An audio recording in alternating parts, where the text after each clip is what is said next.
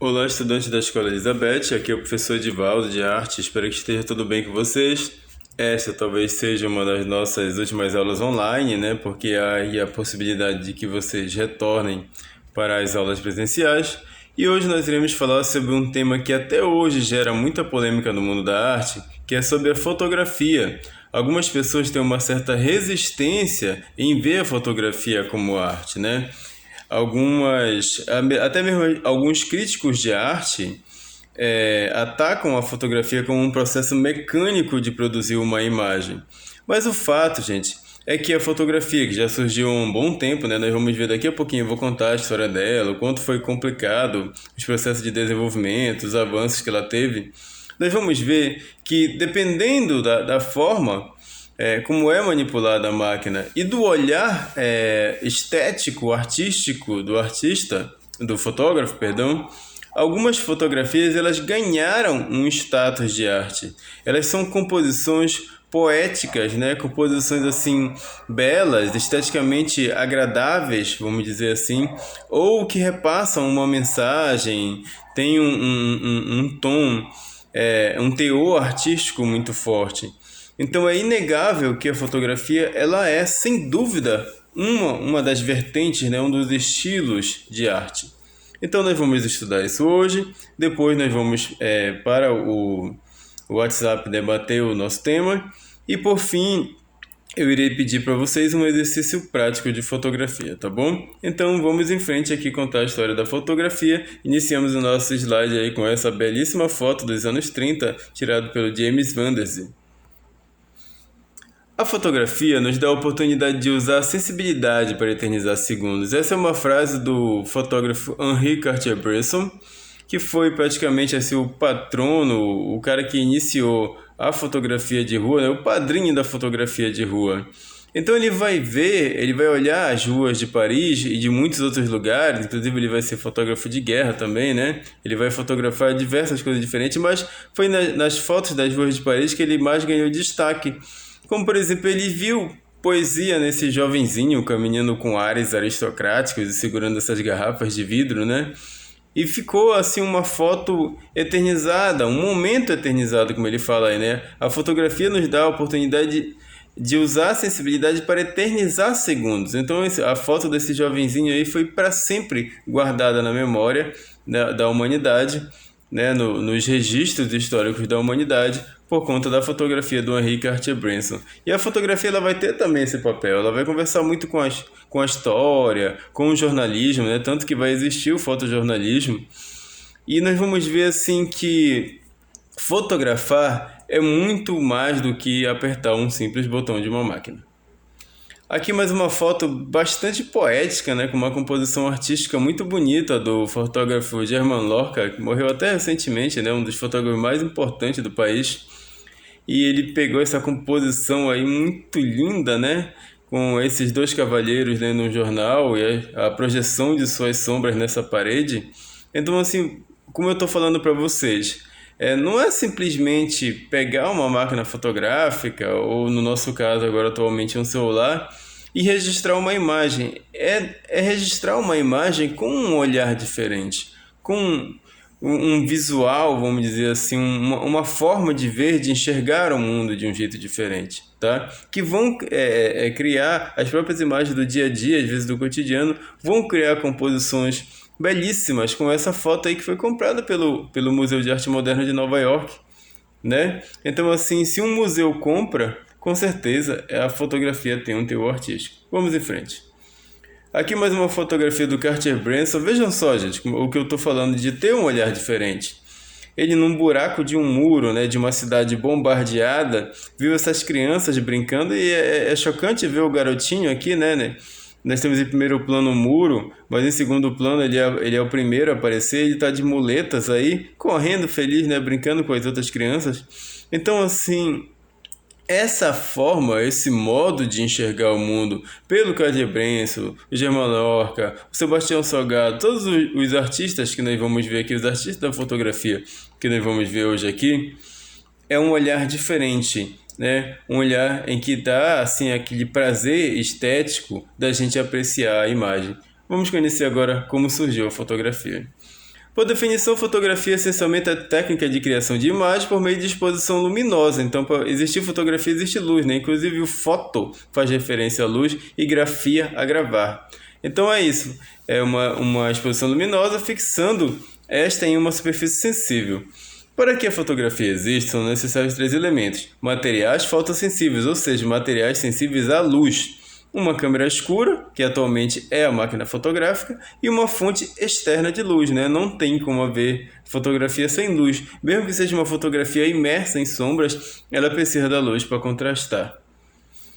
A câmera escura é uma caixa, gente, com um furo em uma de suas paredes que permite a passagem de luz. A luz acaba projetando uma imagem na parede oposta, tá? Então vocês podem observar aí na imagem que a câmera escura é isso, é uma caixa com um orifício, por esse orifício entra uma luz do ambiente externo e a imagem, o que está lá fora, né, dessa caixa é captado, gente, dentro da caixa. Só que com a imagem invertida. O olho humano, ele capta as coisas assim, vocês sabiam disso? É o nosso cérebro que ajeita, né, a imagem para a gente. Então, a gente enxerga as coisas de cabeça para baixo, o nosso cérebro ajeita antes que nós percebamos. Então aqui, gente, a câmera escura, ela vai acabar sendo usada por pintores, tá? Vocês podem ver aí mais um exemplo. A imagem está lá fora, né? Aqueles prédios e uns arbustos, e o artista lá dentro da sua câmera escura, ele está fazendo o desenho que está projetado de cabeça para baixo. Então ela vai auxiliar artistas durante muito tempo, gente. Isso daí é muito antigo, né? É uma coisa assim que já era usada, existem registros que já era usado lá na Grécia Antiga. Então, esse processo da câmera escura ele vai ser assim o primeiro, como eu posso dizer assim, o passo número 1 para o surgimento da fotografia.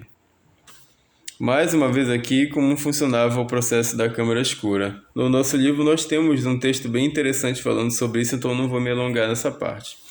As primeiras experiências fotográficas. Em 1802, Thomas Edward imprimiu em couro sensibilizado com nitrato de prata a silhueta de folhas e penas. Não existia ainda uma forma de fixar a imagem, por isso elas escureciam quando expostas à luz, ou seja, elas apagavam, né? Pesquisadores de todo o mundo fizeram experiência com sal de prata na tentativa de obter imagens fotográficas. Por isso, a fotografia ela é considerada uma invenção simultânea, viu, gente? E não de uma pessoa só.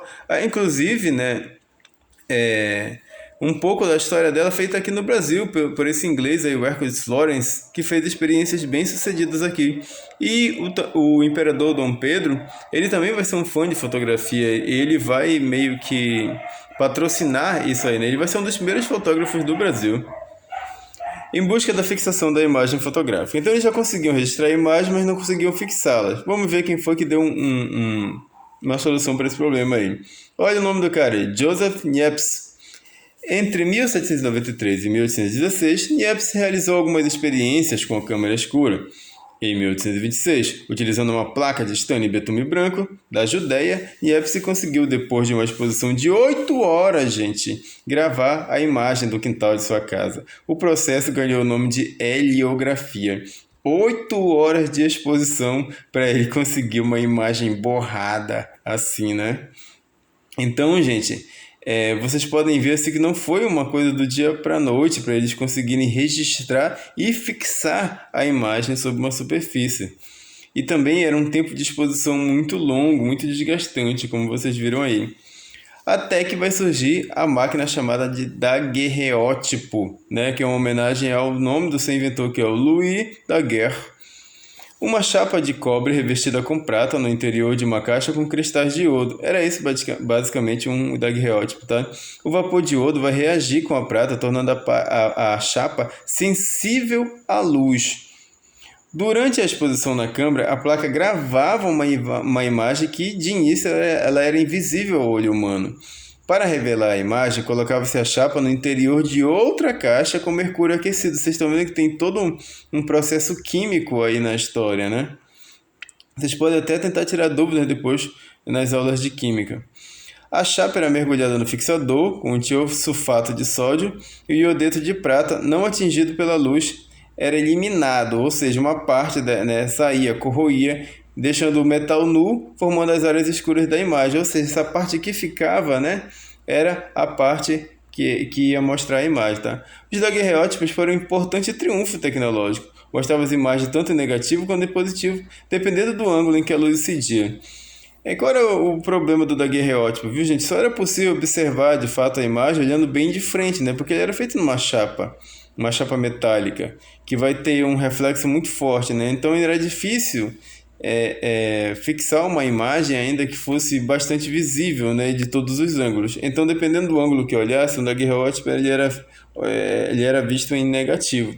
Nós temos aí exemplo de 2 daguerreótipos, um retrato de família e uma natureza morta, ambos feitos pelo Louis Daguerre.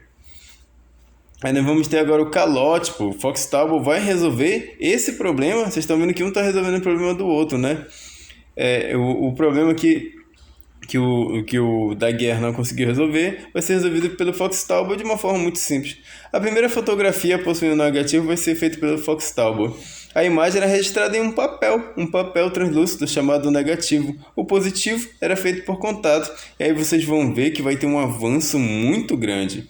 Percebam aí, gente, a diferença entre um daguerreótipo, né, e um calópito, feito pelo Fox Talbot. Aqui algumas máquinas, né, de alguns anos, uma de 1983, 1941, 1947, né? Elas eram máquinas, como eu posso dizer assim, pesadas, robustas, né? Frente às que vão surgir depois. O olhar de Sebastião Salgado. Nós vamos ver agora sobre o fotógrafo brasileiro Sebastião Salgado. Só um minutinho, tá, gente, que deu um problema aqui na minha tela, escureceu. Pronto, agora clareou novamente. O Sebastião Salgado é um fotógrafo brasileiro que ele só fotografa em preto e branco e ele vai ter um olhar muito interessante sobre as coisas. Essa foto que vocês estão vendo aí é do Garimpo de Serra Pelada, né? Um lugar onde ele fez diversas das suas obras mais conhecidas. Então ele vai assim enxergar o mundo com aquele olhar artístico e registrar isso através da sua máquina fotográfica, como vocês podem ver aí, tá? Vejam só, gente, o Sebastião Salgado ele é assim muito sensível, né, para ver imagens, para captar imagens. Tem um pequeno vídeo aqui sobre ele que nós vamos ver daqui a pouquinho. Olha essa fotografia extraordinária do Garimpo de Serra Pelada, feita pelo o Sebastião Salgado. Então, quem ousa dizer, né, que não há um olhar artístico, né, numa imagem como essa aí, é alguém realmente muito insensível à arte. Mais uma fotografia do Sebastião Salgado, a forma como ele registra as coisas, né? E o impacto que gera esse contraste entre o preto e branco de suas fotos é muito forte.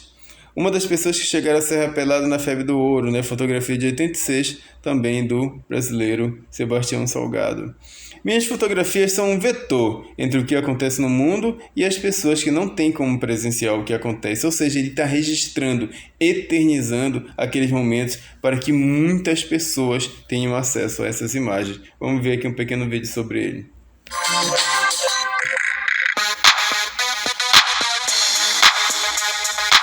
Eu levei muito tempo a começar a fotografar.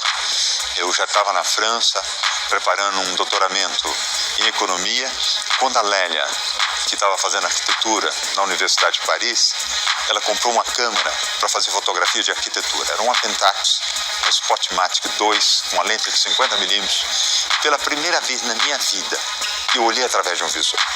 E a partir desse momento a minha vida mudou completamente.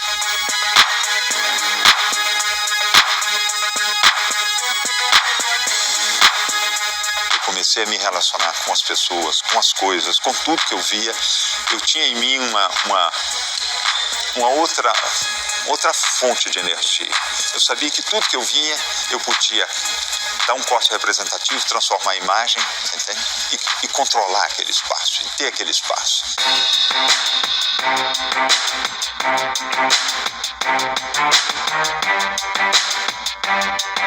E olha, foi um entusiasmo tão grande na minha vida que nós estávamos em férias na Alta Savoia, na França, bem perto de Genebra. Nós tínhamos comprado essa câmera em Genebra, que uma semana depois nós voltamos na mesma loja e compramos uma lente de 200mm e uma lente de 24mm. Nós já tínhamos comprado com 50, então eu fiquei cobrindo mais ou menos uma gama, você entende?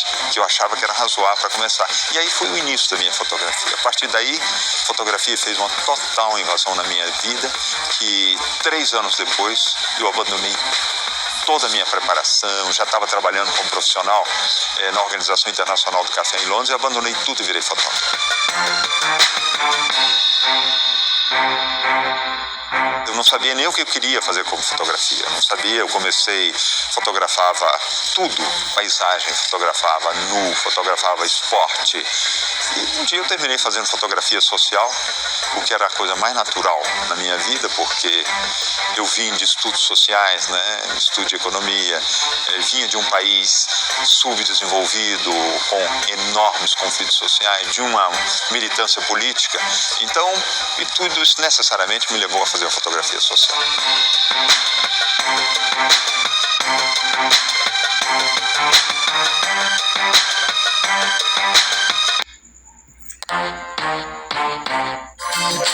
É muito interessante, né, ouvir o Sebastião Salgado falando, porque ele fala com uma paixão e fala da revolução que a fotografia fez na vida dele, né, gente? Então, a gente tem que saber apreciar as obras de um artista como esse.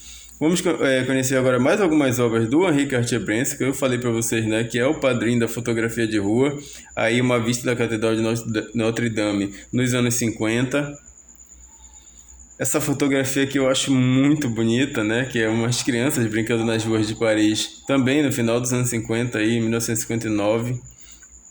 É muito interessante, imagens simples do cotidiano, como ele registra e eterniza isso pra gente, né? Who Mutfer, eu acho que essa é se não a fotografia mais conhecida dele, uma das mais conhecidas, né?